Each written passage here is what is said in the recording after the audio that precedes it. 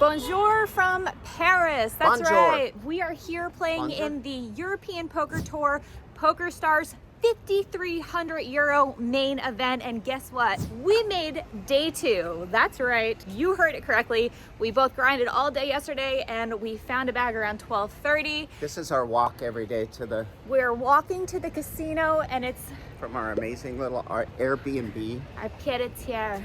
What? I think that's what it's called. I think he just said I need to fart in French. Anyway, the prize pool is huge, you guys. It's over 8 million euro, and we're just really excited that we found a bag. The European grinders are definitely tough, so we're hoping to navigate some landmines today. We'll see you in there. We'll see you in there. Wish us luck. Let's go run it up.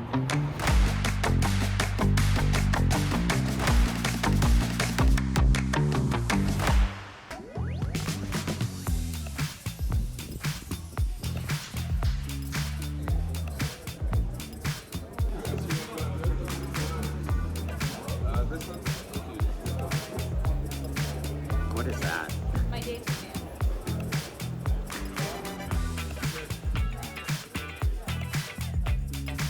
A whole gaming area.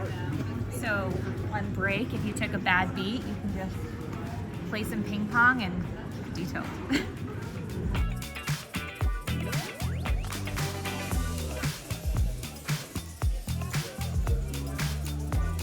Okay, so we're about 5 hands in and I won a small one, very small one, but it's worth talking about.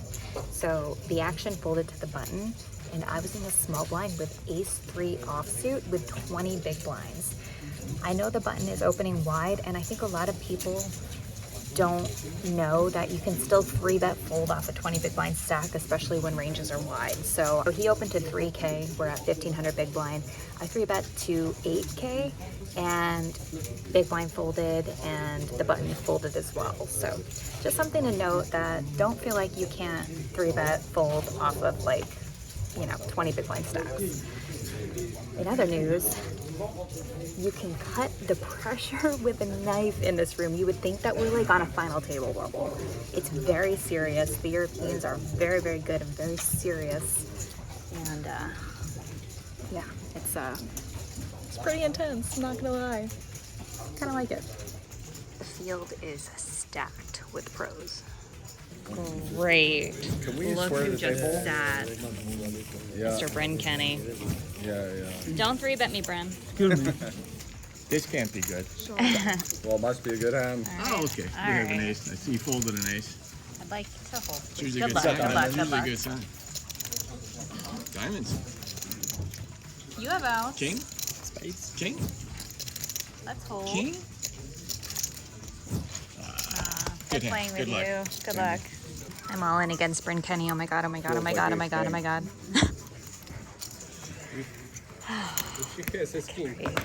Had a pair. Yeah, of course. I had a pair. It's not call. You did twice. She had a pair of those, would have been in bad shape. Okay, so we're on break, and I'm lucky and unlucky enough to have Bryn at my table. Lucky because you're cool, but unlucky because you're a beast. Literally #1 ranked player, current all-time money list in the entire world with $65 million in earnings. Yes, I did my research beforehand. This is my good friend, Bryn Kenney. Hi, Bryn. Thanks for You can hug. Bryn, you're actually really influential for me, because when we were in the Bahamas, he actually taught me something that is so awesome, and I've really been working on it. And a lot of people, when they're all in, they have a tendency to get really, really nervous and think that the card's gonna come that's gonna beat them. And you told me to relax your shoulders and just kind of be chill. And I feel like I've actually been running better since that happened. There you go. It's like we're all on a wave. We're all in the ocean. The ocean takes you whichever way. You can't control that. All that you can control is that you give your best, most calm, and expect good things to happen. Yeah, for sure. It's all about positive energy. So would you say you're more of a GTO player, more exploitative feel, good vibes?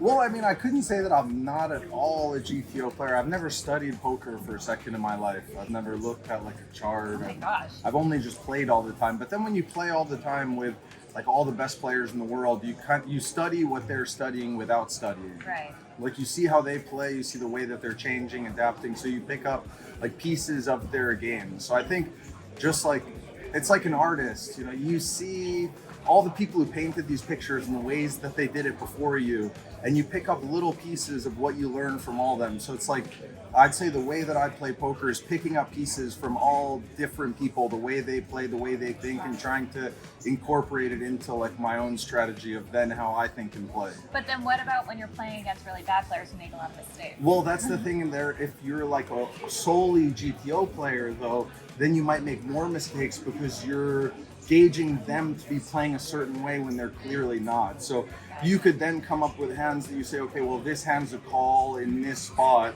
but maybe versus that opponent, they're never actually bluffing. So there's no hand that's actually a call in that spot. Interesting. So it's like adapting it all, taking like playing a certain way when you play against the best players because they have a certain strategy, but then also when you're playing against other players, trying to get in their head of how they think of it, and then concocting a different strategy. I like that. That's really cool. So well, that's why poker's like the best game in the world, because every table at every, that's why I love tournaments too. So like I played cash in the first bit, but that always felt like work to me because it's kind of structured, you're doing the same thing always. But in a tournament, there's no same scenario ever because every table's different, the stage of the tournament is different, your opponent's different, how they feel that day is even different, where, you know, you could be playing versus a guy who's fundamentally great at cards, but maybe they just aren't in the mindset to play that day. So like one thing that I think maybe other people didn't think about is I'd walk into a room and I'd kind of feel who's feeling good that day and who's not. And the people who are confident feeling good, you kind of want to just tread water lightly, and the people who aren't, you can kind of attack them. It's like the jungle kind of. If you're a strong animal in the jungle, you're not going to go fight another animal that can kill you. You're going to go find weaker prey. I love that. And I feel like it's different for you when you walk into a room because you're literally one of the best players in the entire world. So you kind of have to adjust to knowing that you intimidate people too. Yeah. Right? Well, it's like all different. Then I think you have this whole different approach because since I have a very different strategy to the game, let's say maybe the guys who think that they're also the best or even better than me, maybe because I don't play their way, I might be lucky because the way that I win, instead of maybe they're just not seeing as much of the picture. Interesting. So we're on the same table and I feel like I messed up a hand. So if you don't mind, I'm going to run the hand history by you. Of course, I wasn't paying attention to it in that one. It's fine. So I raise the hijack with pocket sixes. The big blind, who is in the 1 seat, calls. He's a very good player. The flop is queen 3-4 rainbow. I have pocket sixes. He checks. There's 8,500 in the pot. I see bet 2,500, and he check raises me to 8K. I call. I think I either should fold the flop or... No, I think you have to call. Okay, so I call. And I think you have to c-bet too, because like your hand is too weak to give a free card, where, you know, his Jack-9 type of hands, you just don't want to give a free card to and kind of be in no man's land on the turn when it comes anything from 8 to ace. Yeah. So I think you have to bet. I think you have to call the check raise. So far. Okay, phew. And the sizing, you like the 2,500 into 8? I think it's perfect. Okay, good. Yeah, plus like I think I'm just going to be range c-betting that board a lot. Yeah. Okay, so... And also he'll like check raise some 4s and 3s Yeah. suited that like you have beat, so you can beat some hands. Won't necessarily check raise like so many queens because you might just want to call there and not inflate a pot because you could easily have a better queen. Right. Plus, I think he's going to be 3-betting a lot of his like ace queens, king queens, pre-flop. So anyway, so I call the 8K, and then the turn is an offsuit deuce, so like deuce of clubs or something, and he bets 12K. So this is a spot where I think I really messed up because I called, and I think I should shove as like a semi-bluff. I've turned a gut shot. I don't think you should shove. Okay. So, I think it's either call or fold here. Okay, I call. Yeah, so it's that's not like that bad. No. So you didn't pick the worst option here, and the call and fold is probably close. The rough thing then starts to come is when he bets the turn, he's not going to have a 4 or a 3 anymore. Right. And the deuce like connects a bit of the range of straights. Right. since you have no 5 in your hand, you could be check raising ace-5 or 5-6 even. Right, I block 5-6 really heavily, but okay, so I call, but at this point I only have like 14k behind. Then the river is the 10 of spades, and then he shoves. That's why I'm saying maybe I should shove the turn. No, maybe you should fold the turn probably that's with this kinda what I stack. No, I don't like the shove at all. Okay. Yeah, so Maybe that was fold my the turn. mistake. I think, yeah, I should definitely fold the turn. Because I don't think he's bluffing so much. Then on the turn, he's got a lot of 2 pairs then of random stuff. Yeah. His So- only bluff now is probably 5-7 or something. Right. Yeah, man. So then the river was the 10 of spades. He shoved and I folded. Yeah. All right. Not so bad. Okay, not so bad. That makes me feel better. Bryn Kenney, You there didn't you pick have it. it. See, you wanted to shove in your head, and I think that would have been the worst option. So you didn't Okay. pick the worst option. The only reason I thought shove is because I blocked 5-6. Yeah, but he has like all these 2 pairs too from the big blind also. Right. Okay. All right. So I didn't butcher it that bad. No. Well, thank you so much for taking half of your break with me. Of course. Good luck and. You too. Spin it up. Yeah, I will. Thank you. For sure. Thanks. Hi, Bobby boy. Hi, that was fun with Bryn. I'm the guy behind the camera. He is. And I had so many more questions. You did? Yes. I know. I feel like he has such an interesting story. Like, there's a million things that I wanted to ask, but we only have so much time. So What a maybe nice guy. he's a very nice Where did guy. you guys meet? You guys known each other a long time. Bryn and I have known each other for a very long time. We're both from Long Island. We both lived in Long Beach, and he was probably one of my very first friends in poker, actually. Yeah. So we go way back. Bryn was You can't have friends on poker now. No more friends. I'm not allowed No to more have wealthy, friends. handsome friends. If you're out there. Nope. I only got eyes for one. Yeah. Only one What seat are we open. doing? Returning? Is this it? I don't have wheels on. All right, while I'm still on break, I want to talk about one more quick hand. So this was actually a hand that I played yesterday on day one. The blinds were 600, 1200, 1200. I raised ace queen of clubs under the gun to 2600, and I have 110,000 chip stack. Euro chick, I think she's a pro, calls the hijack, and she's 29k effective. The button calls as well. The pot's 9200. The flop is ace of diamonds, jack of diamonds, 4 of hearts. I c-bet here 5k, and I'm realizing I think that I should just check the flop here and probably check raise if the button bets because she only had 29k. But I decided to c-bet. I don't like it. I think I should be checking. The button calls. The pot is now 19,200. The turn is the 10 of spades. I check, and she shoves for her last 23k. Now, I just kind of like put myself in a weird spot here. I think I have to call it off, and I did confirm with some pros, and they agree I have to call it off here. So I call, and she has king queen, so she turned to straight.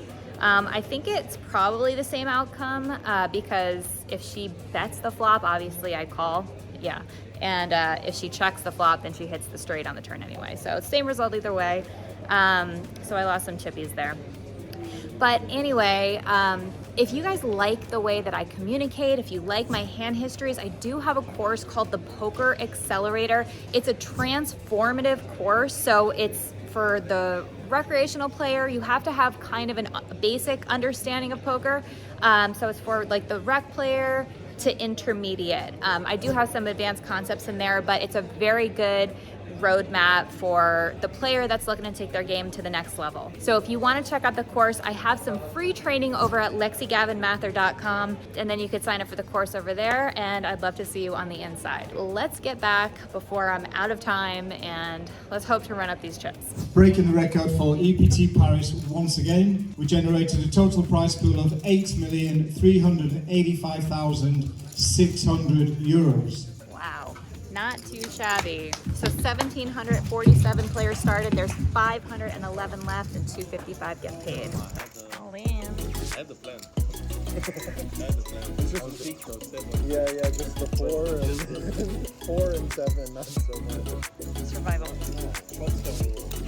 You have to get 5 I'll take it. I don't like being all in. So official.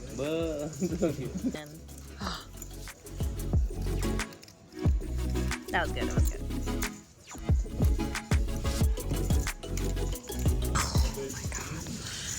Damn. All in and call. We need a deuce. It's obviously coming.